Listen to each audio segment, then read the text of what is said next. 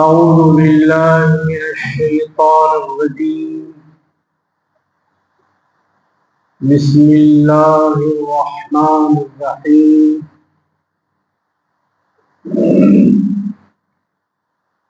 فلما بلغ معه السعي قال يا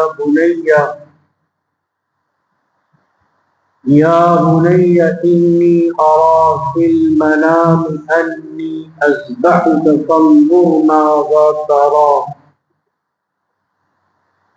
قال يا أبت افعل ما تؤمر ستجدني إن شاء الله من الصابرين. وقال جل جلاله وعم نواله في شأن حبيبه ونبيه وصفيه وخليله مخبرا وآمرا إن الله وملائكته يصلون على النبي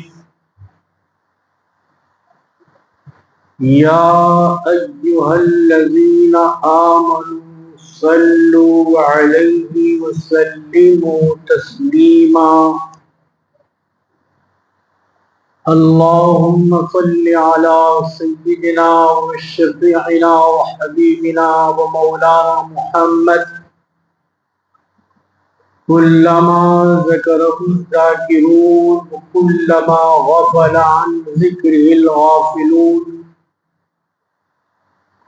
وصل على جميع الأنبياء والمرسلين وعلى الملائكة المقربين وسلم تسليما كثيرا كثيرا. سبحان ربك رب العزة عما يصفون والسلام على المرسلين والحمد لله رب العالمين.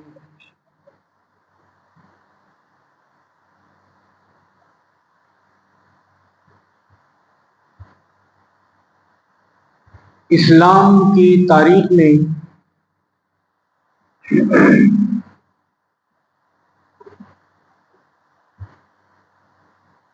اللہ تعالیٰ نے بہت ہی نصیحت اور عبرت کی باتیں رکھی ہیں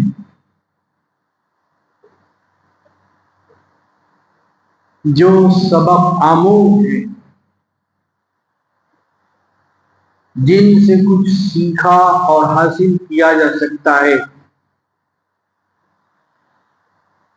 اگر سیکھنے اور حاصل کرنے کی نیت نہیں ہے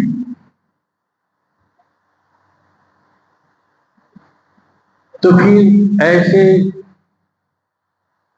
سننے سے کوئی فائدہ حاصل ہونے والا نہیں.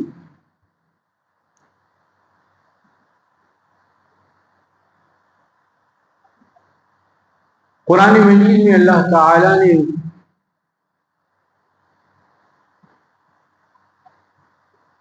عام انسانوں کی نہیں بلکہ پیغمبروں کی، جو اللہ کی جانب سے آتے، اللہ جن کو بھیجتا ہے وہ اللہ کے محبوب اور پسندیدہ ہوتے ہیں.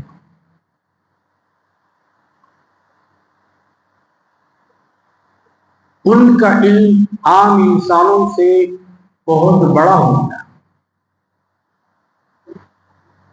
حسن و جمال میں، فضل و کمال میں، جود و نوال میں، خیل و قال میں سارے انسانوں سے اونچے ہوتے ہیں.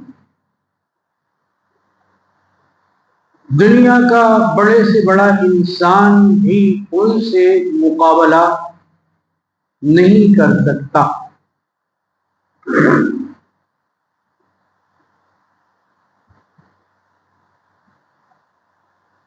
سارے انسانوں سے ان کو اونچا درجہ اور مرتبہ اللہ تعالیٰ دے کر دنیا میں بھیجتا۔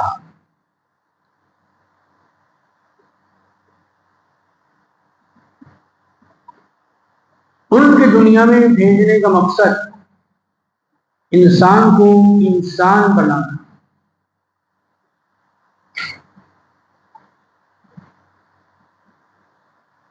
اس میں انسانیت پیدا کرنا،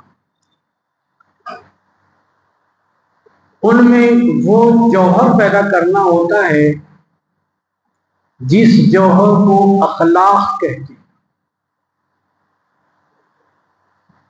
وہ پیغمبر وہ خوبی پیدا کرتے ہیں جن کو کردار کہا جاتا ہے۔ وہ پیغمبر ان لوگوں کو اللہ سے ڈراتے ہیں، جنت کی بشارت دیتے ہیں، دوزخ کا خوف دلاتے ہیں، اچھے کاموں پر اجر و ثواب، برے کاموں پر عذاب اور عقاب سکھاتے ہیں۔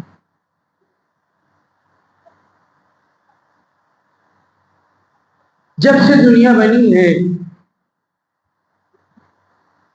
اللہ نے انسانوں کو سدھارنے کے لیے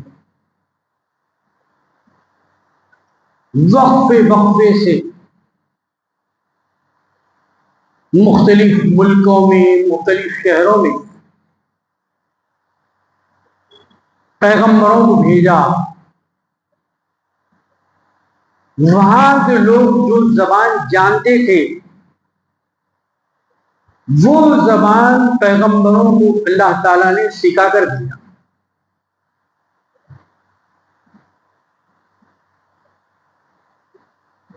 بستی والے ایک زبان جانتے ہیں اور پیغمبر وہ زبان نہیں جانتے تو پھر بات کیسی سمجھی جاتی؟ جن کے سامنے خطاب کیا جا رہا ہے، جن کے سامنے تقریر کی جا رہی ہے، خطاب کرنے والے کو وہ زبان جاننا نہایت ضروری، ورنہ واعظ کا، خطابت کا، تبلیغ کا، دعوت کا مقصد ہی ختم ہو جاتا۔ تو اللہ تعالیٰ نے حضرت آدم علیہ السلام جو سب سے پہلے آدمی بھی ہیں، پیغمبر بھی،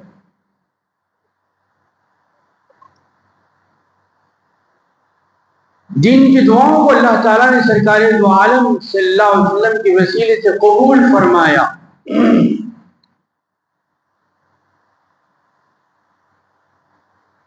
زمین پر آنے کے بعد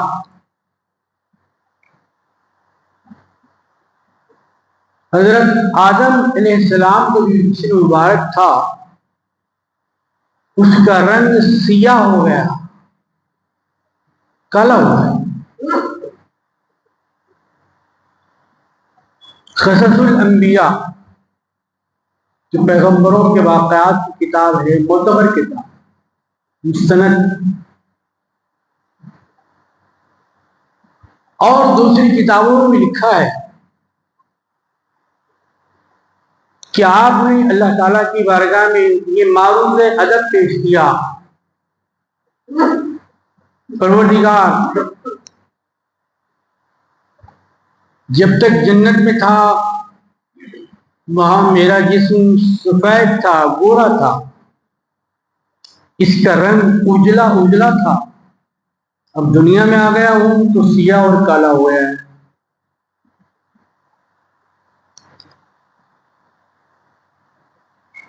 اب اس کے تبدیل کرنے کا ذریعہ کیا ہے؟ بجائے اپنی طرف سے کچھ کرنے کے آپ نے درخواست اللہ تعالیٰ کی خدمت میں پیش کی۔ اس بات سے معلوم ہوتا ہے کہ انسان دنیا میں زندگی جیتا ہے تو کچھ مسائل آتے ہیں اس کے سامنے، مشکلیں آتی ہیں، مصیبتیں آتی ہیں، بلائیں آتی ہیں، طوفان آتے ہیں، سیلاب آتے ہیں، تو اس وقت انسان کو پریشان نہیں ہونا چاہیے، بلکہ اس کے سلوشن کے لیے، اس کے حل کے لیے سب سے پہلے اپنے معبود سے رجوع کرنا چاہیے کہ معبود، میں تیرا بندہ ہوں، میں تیرا غلام ہوں، میں تجھ سے اس کا حل جاننا چاہتا ہوں، اس کا حل کیا ہو سکتا ہے، اس سوال کا جواب کیا ہوگا؟ اللہ تعالیٰ جو مسئلہ بتاتا ہے وہ بالکل پکا ہوتا ہے، اس میں کسی قسم کی کوئی خامی نہیں ہوتی، اللہ کا فیصلہ بالکل اٹل ہوتا ہے۔ تو اللہ تعالیٰ نے حضرت آدم علیہ السلام کو ایک نسخہ بتایا، وہ نسخہ کتابوں میں لکھا ہوا ہے، وہ نسخہ میں آپ کو بتاتا ہوں۔ اللہ تعالیٰ نے فرمایا اے آدم دیکھیے قمری مہینے کی 13، 14 اور 15، چاند کے مہینے کی 13 تاریخ، 14 تاریخ، 15 تاریخ کو آپ روزہ رکھیے،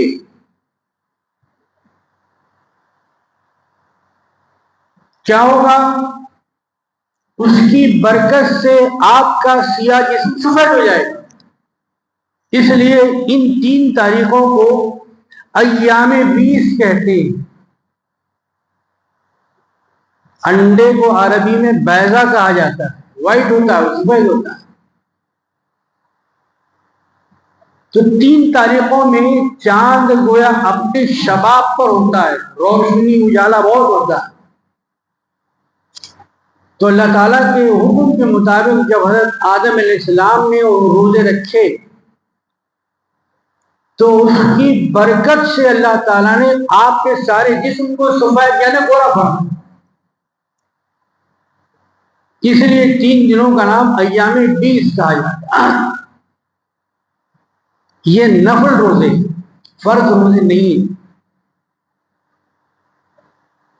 فرض روزے پچھلی امتوں میں کچھ اور تاریخوں میں، کچھ اور مہینوں میں تھے، لیکن سرکار دو عالم صلی اللہ علیہ وسلم کی امت میں صرف رمضان شریف کے 30 یا 29 روزے فرض تھے، اس کے علاوہ کوئی روزہ فرض نہیں ہے۔ جو ہے وہ نفل ہیں، آپ رکھیں گے تو ثواب ملے گا، تو فائدے حاصل ہوں گے، نہیں رکھیں گے تو آپ سے کوئی سوال نہیں ہوگا کہ روزے کیوں نہیں رکھے تھے۔ رکھیں گے تو بھلائیاں ملیں، رکھیں گے تو اس کی جو برکتیں آپ کو حاصل ہوں گی، اس کی جو فائدے اللہ تعالیٰ رکھے وہ حاصل ہوں گی۔ تو اسی طریقے سے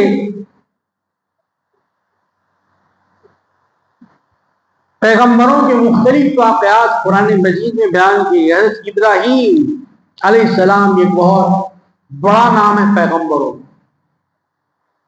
آپ کے بھی بہت سارے واقعات قرآن شریف میں بیان کیے گئے۔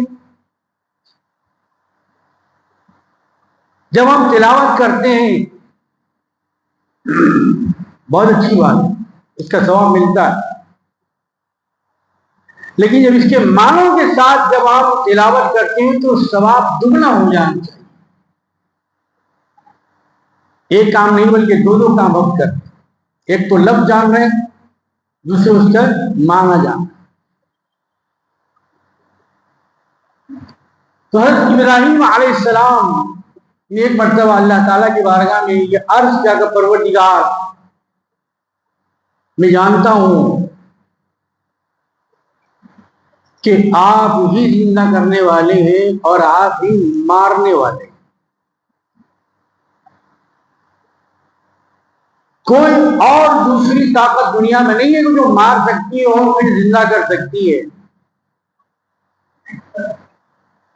حضرت ابراہیم علیہ السلام نے بہت ہی عاجزی کے ساتھ، بندگی کے ساتھ، انکساری کے ساتھ اللہ تعالیٰ کی بارگاہ میں معروضہ پیش کیا کہ پروردگار عالم، میں دیکھنا چاہتا ہوں کہ مارنے کے بعد آپ کیسے زندہ کرتے ہیں۔ ایک چیز تھی پیغمبر نے رکھ دیا اللہ کے سامنے، درخواست لکھ دی، تو اللہ تعالیٰ نے حضرت ابراہیم علیہ السلام سے فرمایا کہ کیا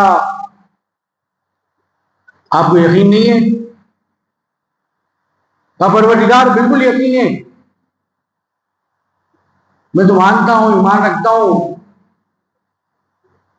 لیکن پھر بھی دیکھنا چاہتا ہوں کہ کیسے آپ زندہ کرتے ہیں۔ یہ گویا ان لوگوں کا جواب تھا جو آنے والے زمانوں میں قیامت تک آئیں گے، وہ پوچھیں گے مرنے کے بعد کیسے زندہ ہوتے ہیں؟ روح اور جسم کا تعلق تو ختم ہو گیا، دونوں میں جدائی ہو گئی، پھر یہ دونوں کیسے ملیں گے؟ وہ لوگ جو یہ سمجھتے ہیں کہ قبر میں جانے کے بعد سب گل جائیں گے، سڑ جائیں گے، سب ختم ہو جائے گا، جب کچھ بھی نہیں رہے گا تو پھر زندہ کون ہوگا؟ کس کو اٹھایا جائے گا؟ کس سے سوال و جواب ہوگا؟ جنت کس کو دی جائے گی؟ دوزخ کس کو دی جائے گی؟ بال سے زیادہ باریک، تلوار سے زیادہ تیز پل پر کافر کون چلے گا جبکہ سب کچھ ختم ہو گیا ہے؟ ایسے لوگوں کا جواب دینے کے لوگوں، تمہارا یہ سوچنا غلط ہے، اپنی فکر کا قبلہ سیدھا کر لو۔ جس اللہ نے تم بالکل نہیں تھے، بالکل نہیں تھے، تمہارا جز بھی نہیں تھا، تو تمہارے کل کا سوال کہاں؟ جب تم نہیں تھے تو اللہ نے پیدا کیا، اور جب تم کو پیدا کر کے پھر اللہ تعالیٰ دوبارہ زندہ نہیں کرے گا؟ یقیناً وہ اس بات پر قدرت رکھتا ہے۔ خدا کہتے کس کو ہے؟ جو عاجز ہو، کمزور ہو، ناتوان ہو، نہیں وہ خدا نہیں ہو سکتا۔ اللہ تو قوی ہے، توانا ہے، زبردست ہے، حاکم ہے، قدرت والا ہے۔ اللہ تعالیٰ بے عیب ہے۔ اللہ تعالیٰ نے ابراہیم علیہ السلام سے فرمایا کہ کیا آپ اس پر ایمان نہیں رکھتے؟ پروردگار میں جانتا ہوں، لیکن پھر بھی لیطمئن قلبی کے الفاظ قرآن شریف میں آئے۔ یہ ابراہیم علیہ السلام کے واقعات میں آپ پڑھ سکتے ہیں، دیکھ سکتے ہیں قرآن شریف۔ تو اللہ تعالیٰ فرما دے سکتے تھے کہ بھائی میں ایسے ایسے زندہ کرتا ہوں، میرے زندہ کرنے کا طریقہ یہ ہے، وہ راز یہ ہے، وہ فلسفہ یہ ہے، ایسا بھی ہو سکتا تھا۔ لیکن اب یہاں پر صرف الفاظ سے، مطلب تھیوری سے کام چلنے والا نہیں تھا، پریکٹیکل چاہیے تھا، عملی طور پر زندہ کیسے کیا جاتا ہے یہ بتانا تھا۔ تو حضرت ابراہیم علیہ السلام تو ایک حوالہ، ایک ذریعہ ہے، ایک وسیلہ ہے، ساری کائنات کے انسانوں کو بتایا جا رہا ہے کہ اللہ ایسا زندہ کرتا ہے۔ وہ تو کیسے زندہ کرتا ہے؟ اللہ تعالیٰ نے فرمایا کہ اے میرے پیغمبر، 4 پرندوں کو لے لو،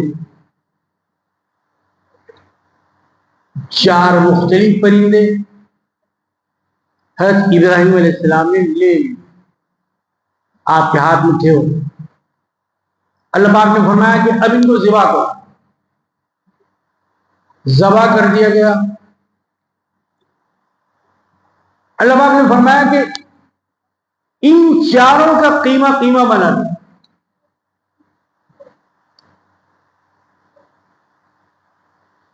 اب قیمہ کس شکل کا ہوتا ہے آپ کو بتانے کی ضرورت نہیں، بالکل ریزہ ریزہ، پرزا، ٹکڑا الگ الگ ہو جاتا۔ جب الگ الگ ہو گیا، پرزا ہو گیا، قیمہ ہو گیا، تو بولا 4 کو ملا دو۔ اللہ، دیکھیے اللہ تعالیٰ کیسے سمجھا رہا ہے، کس طریقے سے قرآن مجید کے واقعات کو اللہ تعالیٰ سمجھا رہے اپنے پیغمبر کے ذریعے کہ اللہ کیسے زندہ کرتا ہے، قدرت والا ہے، اسی لیے تو ہم اس کی عبادت کرتے ہیں۔ 4 کو ملا دیا گیا، اب پتہ نہیں چل رہا ہے کہ اس میں کون سا پرندہ تھا، یہ کس کا گوشت ہے، یہ کس کا گوشت ہے، جی چاروں پرندوں کے گوشت کو بالکل ملا دیا گیا۔ اب چوتھا کام اللہ تعالیٰ نے فرمایا پیغمبر اب ان کے 4 حصے کرو۔ چاروں پرندوں کا جو مجموعہ تھا ٹوٹل اس میں سے الگ الگ کیا گیا۔ اب ہر ایک حصے میں چاروں پرندوں کا خیمہ ہے، کسی ایک پرندے کا نہیں ہے۔ بولے ایک کو اٹھائیے، ایک پہاڑ پر رکھیے، پہاڑ کی چوٹی پہ رکھ دیا ابراہیم علیہ السلام۔ دوسرا کپا اٹھائیے، وہ پہاڑ پر رکھ دیے۔ تیسرا اٹھائیے، اس پہاڑ پر رکھ دیے۔ چوتھا اٹھائیے، اس پہاڑ پر رکھ دیے۔ 4 پہاڑوں پر آپ نے وہ خیمہ رکھ دیا 4 پرندوں کا۔ اب جب اس کام سے حضرت ابراہیم علیہ السلام فارغ ہو گئے، اب اللہ تعالی نے اپنی قدرت کا کرشمہ دکھایا کہ اب آپ پکاریے، میں نہیں پکاروں گا۔ اللہ دیکھیے گا، اللہ کی پکار تو پکاری ہے، اللہ کی آواز تو آواز ہی ہے۔ اللہ کی آواز ایسی ہے، یہ ہماری زبان سے آنے والی آواز نہیں ہے، وہ اللہ کی قدرت سے آنے والی ہے۔ قدرت پر ہم کو ایمان رکھنا ہے، کس زبان سے آ رہی ہے اس سوال میں ہم کو نہیں جانا۔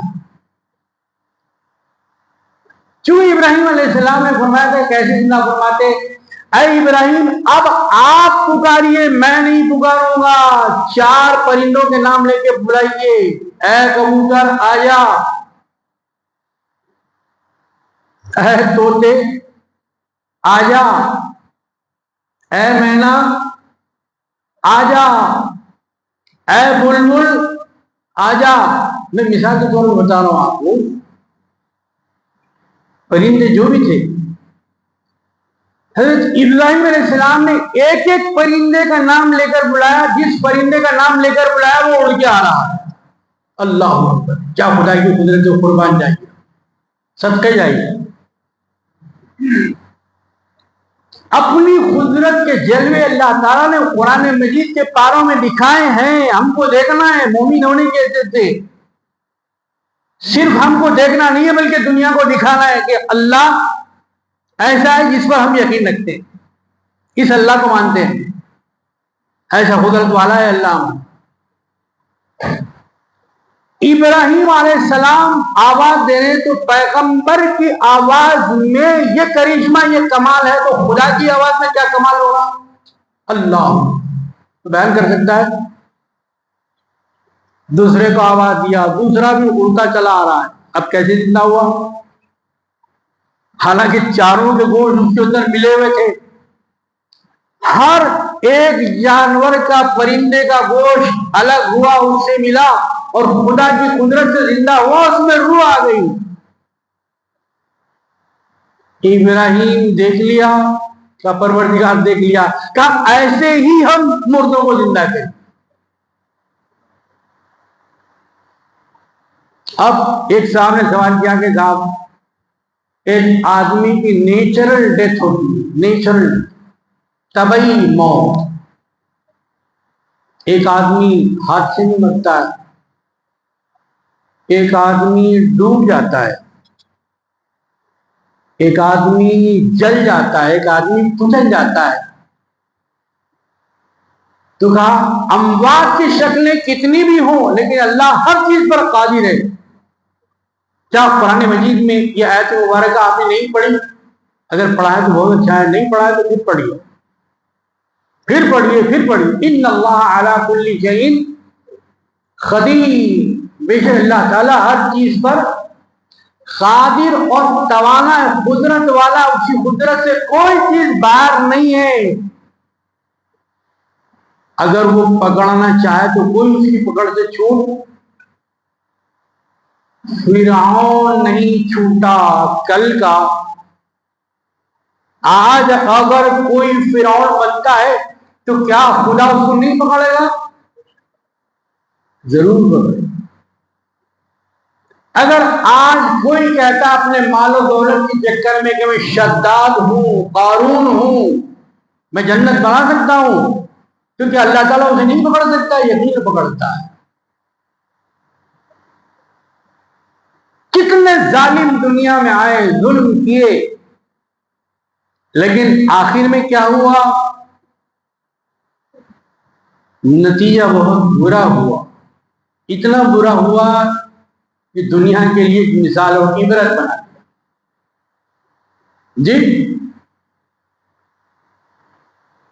جس پانی کے اندر جھولے میں بچپنے کی حالت میں حضرت موسیٰ علیہ السلام محفوظ نکل گئے، اسی پانی کے اندر فرعون کو اللہ نے ڈبا دیا۔ پانی سے ایک کو حیات ملی، پانی سے ایک کو موت ملی۔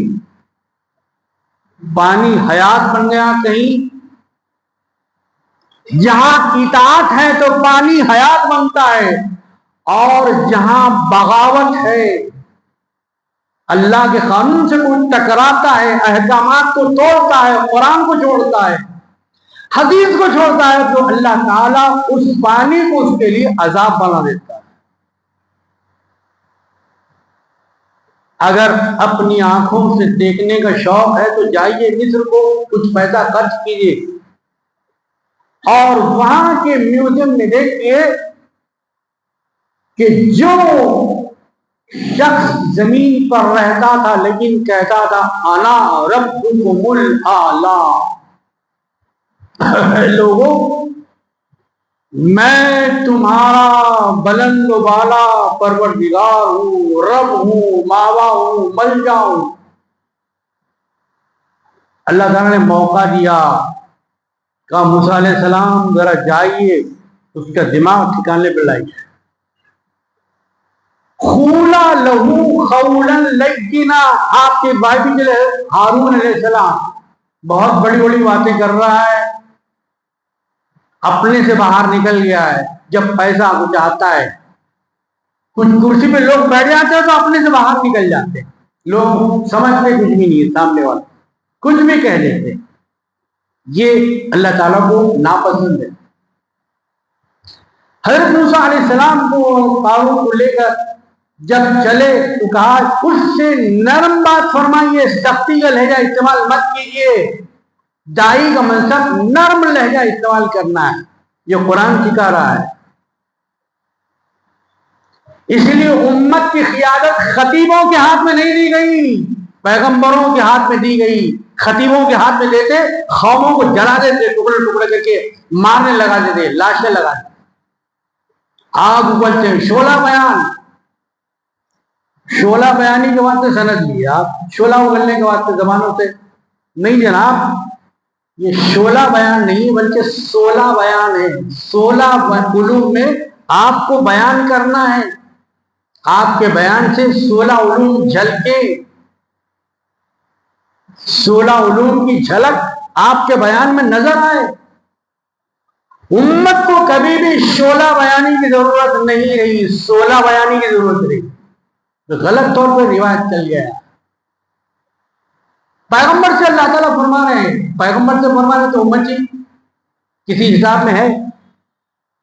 خولا، آپ دونوں مل کر اس کو کہیے قولا لینا، نرم بات۔ عربی میں وہ حروف جو نرم پڑے جاتے ان کو حروف لین کہتے، تجوید کا قاعدہ۔ وہ حروف جو سخت نہیں پڑے جاتے، ہاں کچھ حروف ہیں الف سے لے کے آ تک وہ سخت پڑے جاتے، بعض میں قلقلہ ہوتا ہے، بعض میں ادغام ہوتا ہے، بعض حروف بہت نرم پڑے جاتے۔ تو اللہ تعالیٰ کے حکم میں جا کر دونوں بہت نرم بات دعوت دی۔ ایک دائی کا فریضہ کیا ہوتا ہے؟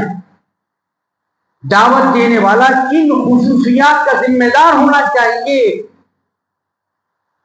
دعوت کی زبان میں جوش نہ ہو، دعوت کی زبان میں ہوش ہو، پیغمبری ہوش ہو۔ سرکار دو عالم صلی اللہ علیہ وسلم بھی خطاب فرماتے تھے. جب خطاب کا وقت ہوتا سرکار دو عالم صلی اللہ علیہ وسلم نے تقریر فرمائی ہے، لیکن تقریر کا انداز کیا ہوتا تھا میں نہیں بیان کر سکتا، اس لیے کہ میرے پاس الفاظ نہیں. سرکار دو عالم صلی اللہ علیہ وسلم بیان ہم بیان کر سکیں؟ کیا ہماری زبان اس قابل ہے؟ کیا ہم اس قابل ہیں؟ نہیں. لیکن ہاں ہم سہارا لیتے ہیں راویوں کا. وہ راوی جن کو اللہ تعالیٰ نے قرآن مجید فرمایا رضی اللہ عنہ ورضوا عنہ، یہ ایسے لوگ ہیں لوگوں کہ ان سے اللہ تعالی راضی ہو گیا ہے، کیونکہ یہ اللہ سے راضی ہو گیا. یہ کس کی صفت ہے؟ ایک مسلمان کا بچہ بھی بتا دے گا کہ یہ صفت ان لوگوں کی ہے جن کو سرکار دو عالم صلی اللہ علیہ وسلم کی صحبت بافیض کے لیے کلمے کے ساتھ چن لیا گیا تھا، یعنی مختصر الفاظ میں صحابہ رضوان اللہ تعالی علیہ مجمعین. اللہ تعالیٰ ان سب سے راضی ہوا، اس لیے سرکار نے فرمایا اللہ اللہ اصحابی، اے لوگوں میرے صحابہ کا ذکر خیر و بھلائی سے کرو، خبردار ان کی شان میں ایسی کوئی بات نہ کہنا جو ان کے شان میں گستاخی ہو جائے، بے ادبی ہو جائے. سرکار کو صحابہ کی شان میں گستاخی برداشت نہیں ہے، اور اللہ تعالیٰ کو سرکار کی شان میں گستاخی برداشت نہیں. ادب پہلا قرینہ ہے محبت کے قرینوں میں. جی ہاں یہی وہ علماء سکھاتے ہیں. وہ علماء کون تھے جن کی تعریف سرکار دو عالم رسول فرمائی العلماء ورثۃ الانبیاء. اے لوگوں کیا سمجھ رکھا ہے تم نے علماء کو؟ بنی اسرائیل کے علماء اور تھے، موسیٰ علیہ السلام کی قوم کے رہبان اور تھے، عیسیٰ علیہ السلام کی قوم کے علماء اور تھے، ادریس علیہ السلام کی قوم کے علماء اور تھے. لیکن سنو میری امت کے علماء وہ ہیں کہ جن کا رتبہ اللہ نے بنی اسرائیل کے پیغمبروں کی طرح بنایا. اللہ اکبر جل جلالہ صلی اللہ علیہ وسلم رضی اللہ. کتنا بڑا مقام ہے. سرکار فرمایا کہ علماء زمین کے چراغ ہیں، چراغ سے روشنی ملتی ہے. روشنی کا کام ہدایت دکھانا ہوتا ہے، جلانا نہیں ہوتا، جلانا ہوتا ہے. یہ چراغ روشنی دیتے، آگ نہیں بھڑکاتے، بلکہ خود جلتے ہیں اور راستے والوں کو راستہ دکھاتے. صحابہ کرام کا کام راستہ دکھانا ہے تو علماء کا کام بھی راستہ دکھانا ہے، راستے سے ہٹانا نہیں ہے. دین میں داخل کرنا علماء کا کام ہے، دین سے نکالنا خارج کرنا علماء کا کام نہیں ہے. نہیں ہے نہیں میرے بھائی سمجھ لیجیے آپ اچھی طرح. یہ باتیں صرف سننے کی نہیں، ذہن نشین کرنے کی، بٹھانے کی. لوگ مر جاتے ہیں اپنے پیچھے چاندی اور سانپ چھوڑ کے جاتے ہیں، لڑتے ہیں وہ رسا ایک دوسرے کا قتل کرتے ہیں. ہو رہا نہیں؟ آ رہا نہیں اخبارات میں؟ زر زن زمین کے جھگڑے آج بہت عروج پر ہیں. غیروں میں ہوتے تو مانا جاتا، تسلیم کیا جاتا کہ ان کو اسلام نہیں معلوم، اللہ کا خوف نہیں ان کے پاس، رسول کی رسالت نہیں، قرآن نہیں ان کے پاس، قانون نہیں ان کے پاس. اگر غیر جھگڑتے تو کہتے غیر ہیں، مسلمان ہو کر کلمہ پڑھ کر آپس میں لڑتے ہیں تو پھر کیسے مسلمان ہیں؟ کیسا قرآن پڑھا انہوں نے؟ اس لیے اللہ تعالیٰ نے فرمایا نام کے مسلمان مت بنو، کام کے مسلمان بنو. کام کے مسجد میں بھی آؤ تو کام کے بنو، مسجد کے باہر بھی رہو تو کام کے بنو. خدا مسجد میں بھی دیکھتا ہے، مسجد کے باہر بھی. خدا کی نظروں میں کوئی پردہ نہیں، کوئی حجاب نہیں، کوئی ستر نہیں. اللہ کا خوف، اللہ کا ڈر دلایا گیا. جو آدمی خدا کو بھول جاتا ہے ہر گناہ اس کے لیے آسان ہو جاتا ہے. جو خدا کو یاد رکھتا ہے تو نیکی بھی خوب بھول کے کرتا ہے، کہیں یہ غلط کام نہ ہو جائے، کہیں میں صراط مستقیم پر نہیں بھٹک رہا ہوں. حضرت ابو بکر صدیق رضی اللہ تعالیٰ سب سے پہلے خلیفہ سرکار دو عالم صلی اللہ علیہ وسلم، آپ کے سامنے ایک ایسا کام ہوا جو اسلام کے مغایر تھا، مطلب اسلام کے مطابق نہیں تھا، غلط تھا. اسلامی قانون کی پامالی تھی، اس میں رعایت نہیں رکھی گئی تھی. حضرت ابو بکر صدیق رضی اللہ عنہ اسی وقت فرمایا، کیا میں اس دین کے لیے زندہ رہ گیا ہوں کہ دین میں کمی کی جائے اور میں دیکھوں؟ نہیں، میں دیکھ نہیں سکتا. میں تو قانون اپلائی کر کے رہوں گا، میں تو سزا دے کے رہوں گا، میں اس چیز کو قبول نہیں کروں گا. میرے لیے چیز قابل قبول نہیں ہے، میرے سامنے یہ بات نہیں ہو سکتی. ایسی زبان آپ استعمال نہیں کر سکتے، ایسی حرکت آپ نہیں کر سکتے، ایسا بول آپ نہیں بول سکتے. اسلام نے آپ کو منع کیا ہے. کیا سمجھا گا آپ نے اسلام کو؟ اسلام لباس نہیں ہے اسے بدل دیا جائے. اسلام تو خدا کی دی ہوئی وردی ہے بھائی، یہ کبھی اترنے والی نہیں ہے. اگر آپ اتار دیں تو آپ کی مرضی ہے، پھر آپ مسلمانوں کے رجسٹر میں نہیں رہیں، کسی اور کے رجسٹر میں خوشی سے جائیے. ایکس مسلم کہلانے کا اگر شوق ہے تو بڑے شوق سے جائیے آپ. اسلام میں آپ کا کوئی مقام نہیں. لیکن جب آپ اسلام میں رہنا چاہتے ہیں آپ تو پھر پابندی ضروری ہے. اس طریقے سے اللہ تعالیٰ نے پیغمبروں کے واقعات قرآن مجید بیان فرمائے، اور حضرت سلیمان علیہ السلام کی میں بتائی گئی کہ آپ کو پرندوں چرندوں کی بولی آتی تھی. حضرت موسیٰ علیہ السلام کو خصوصیت تھی کہ 40 میل پر ایک کالا پہاڑ ہے، اس پر ایک کالی چونٹی چل رہی ہے تو 40 میل سے حضرت موسیٰ علیہ السلام دیکھ لیتے تھے. یہ حضرت موسیٰ علیہ السلام کی نظر ہے، موسیٰ علیہ السلام کی نظر ہے. یہ موسیٰ علیہ السلام کی نظر کا عالم ہے تو سرکار کو عالم صلی اللہ علیہ وسلم کی نظر کا عالم کیا ہوگا؟ من رآنی فقد رأى الحق. سرکار نے کیا فرمایا؟ جس نے مجھ کو دیکھا، سرکار نے فرمایا جس نے محمد رسول اللہ کو دیکھا اس نے گویا لا الہ الا اللہ کو دیکھا. اللہ اکبر. صحابہ کتنے خوش نصیب ہیں، کتنے بختاور ہیں، کتنے مقدر والے ہیں کہ اللہ نے ان کا مقدر ایسا بنا تھا کہ سرکار دو عالم صلی اللہ علیہ وسلم کا دیدار کر سکے. جب سرکار کا دیدار ہو گیا تو اللہ تعالیٰ نے ان پر سے دوزخ کو حرام فرما دیا، کہا جنتی ہے، سارے جنتی ہیں، لیکن نمونے کے لیے 10 کے نام بتا دیے گئے. یہ جنتی ہے، یہ جنتی ہے. جنتی دوزخی آپ کسی کو کہہ سکتے ہیں؟ کیا آپ کے پاس کوئی اتھارٹی ہے، کوئی سند ہے، کوئی ڈگری ہے؟ نہیں کہہ سکتے، آپ نہیں بول سکتے.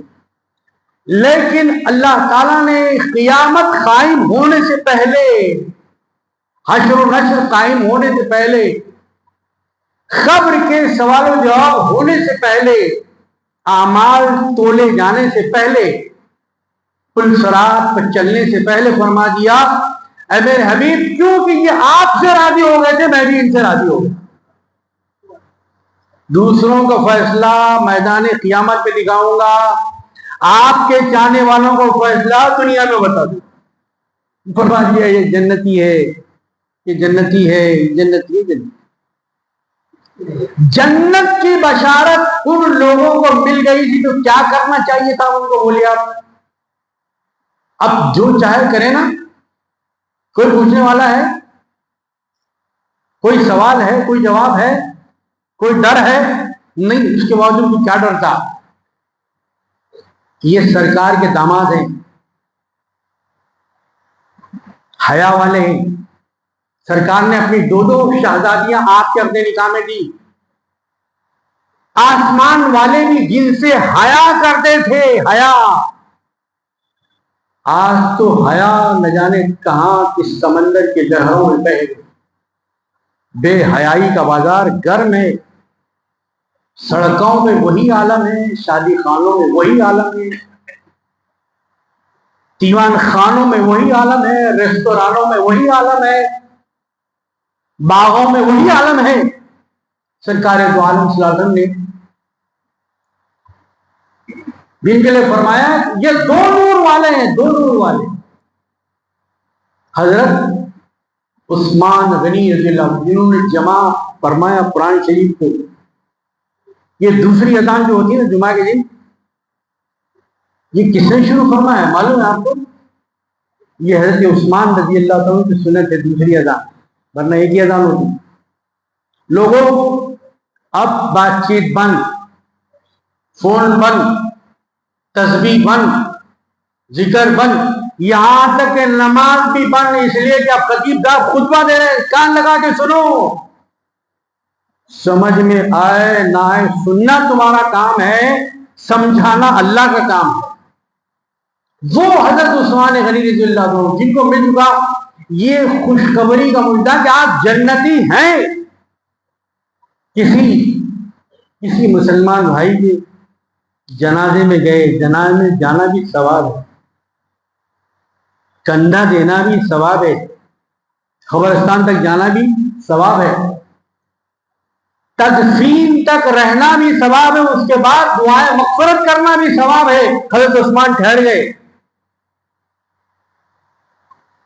سب لوگ ہیں اپنے اپنے انداز سے، حضرت عثمان کا ایک الگ انداز، لیکن قبرستان میں حضرت عثمان رو رہے ہیں،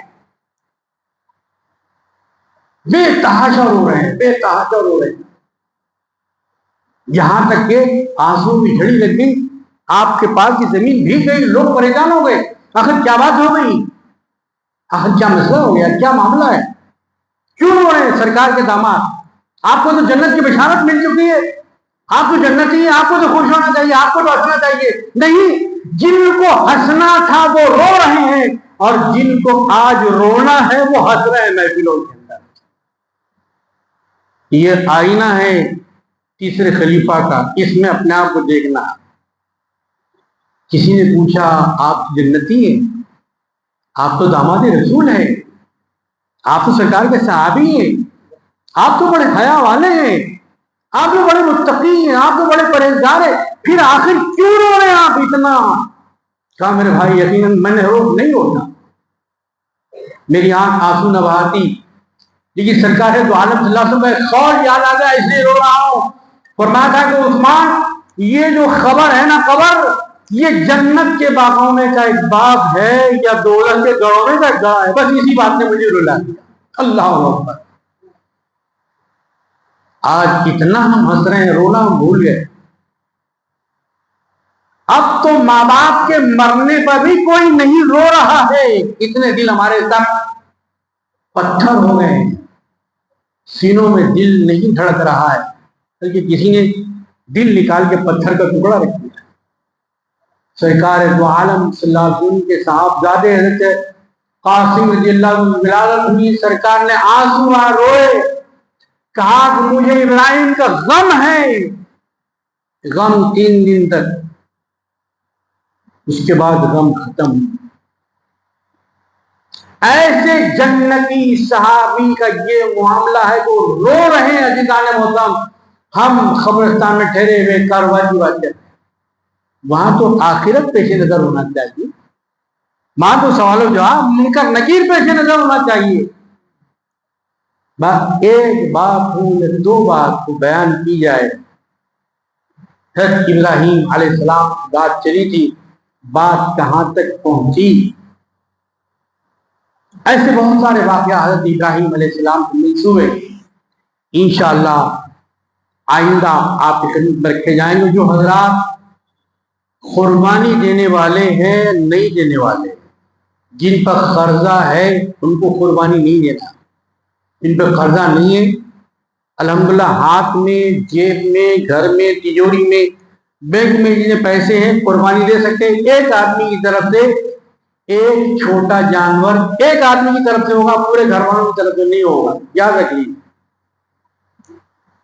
اگر عورت بیوی بھی قربانی دے سکتی ہے، ان کی قربانی الگ ہوگی، اس کی قربانی شوہر کی قربانی میں نہیں مل جائے گی، اسے الگ قربانی دینا پڑے گا، اور اس کے پاس پیسہ ہے، سونا ہے، چاندی ہے، اس کو دینا پڑے گا۔ شوہر کی قربانی صرف اس کی قربانی ہوگی۔ ہاں بیٹوں کے پاس بھی پیسہ ہے، کماتے ہیں، بیٹوں کی قربانی الگ ہوگی، یاد رکھیے۔ ایک بکرے میں پورا خاندان نہیں چلے گا۔ ہاں بڑا جانور اگر ہے تو اس میں 7 لوگ حصہ لے سکتے ہیں۔ جانور قربانی کے جب لے لیا جائے تو اس کا کیا حکم ہے؟ خبردار اسے ہاتھ نہ مارو، نہ پاؤں مارو۔ یہ قربانی کے جانور کی عزت ہے بھائی، جو قرآن میں لکھا ہوا ہے۔ پاؤں نہیں مارنا اس کو، کیونکہ اس کی نسبت اللہ کی طرف ہوگی۔ اللہ سے قریب ہونے کی نیت کے ساتھ جو کی جاتی ہے وہ قربانی ہے، باقی کو سب دعوتیں ہیں خاص تاریخوں میں۔ اب کل جا کے آپ بولے میں قربانی دیتا ہوں تو قربانی نہیں ہوتی، خاص تاریخوں میں، خاص دنوں میں، 10، 11، 12، 10، 11، 12 عید کی نماز کے بعد 12 کی اثر تک جو ہوتی ہے وہ قربانی، اس کے بعد قربانی نہیں ہوگی۔ انہوں نے دیا تو پیسے کسی مستحق لوگوں کو دے دینا چاہیے۔ اللہ تعالیٰ ہمیں حضرت ابراہیم علیہ السلام کی اس عیسیٰ اور قربانی کے واقعے کو سننے کی توفیق عطا فرما۔ وآخر دعوانا ان الحمد للہ رب العالمین۔